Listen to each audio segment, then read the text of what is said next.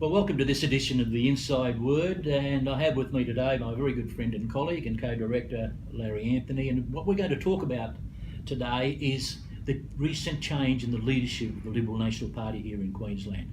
And I think it's going to mean a lot, and it will probably change the dynamics of where things were going. What do you think it'll mean, Larry? Well, look, I think having Tim Nicholls and Deb Frecklington is a good combination to take the LNP through to the next state election. I think Lawrence was a great guy, and of course John Paul Langbrook, but the party made a decision. And having particularly a female, I think, as deputy leader is very important to get that balance with Anastasia Palaszczuk and of course Jackie Trad, and also Scott Emerson, a rising star, was promoted to the Treasury benches. So I think they've got a very good team, Con. But no doubt Labor will attack the new leader now, perhaps on some of his previous records. But I think he's intellectually very strong, and it's going to get even more competitive here in Queensland. Well, look, I think that it certainly is going to make it much more competitive than what it was.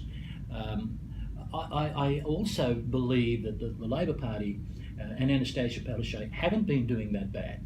You know, they haven't got a lot of money to spend, but I think they've actually been doing quite a good job. And I actually think also that Anastasia herself with Jackie Trad have been a pretty good team. But the dynamic is now changed. You've now got a Brisbane-based leader who's from the LP side of the LNP.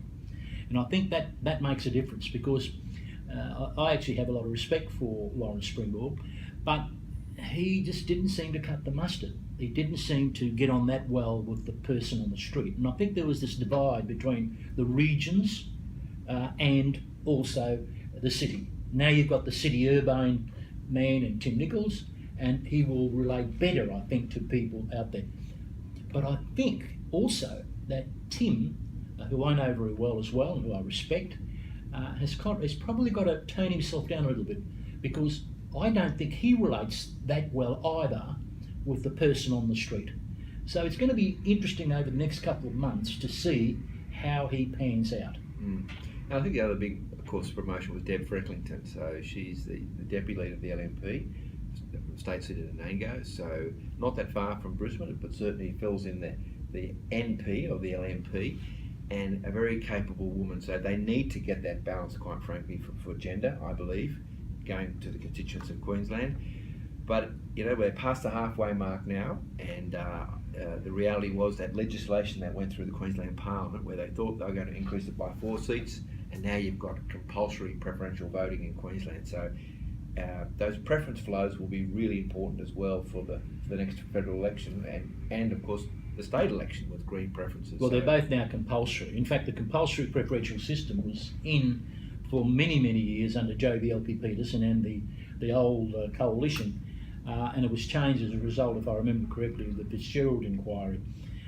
But I've got to say to you that in the old days, when the LNP were different, it was the National Party and the Liberal Party, it suited them very well.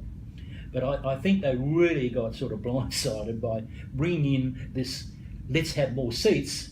And I think it was pretty smart of the Labor Party to come and say, well, in that case, let's also have compulsory preferential voting. But it is going to be a lot tighter than what we think.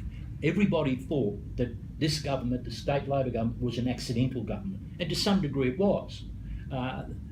Nobody could have expected that they could have won against the majorities, but they did.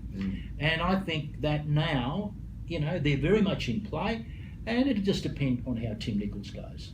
So again, it's a work in progress, a little bit too early to say, and we'll be talking about this between now and the election, I suspect, on many occasions, Larry. Indeed. That's all from the Inside Word.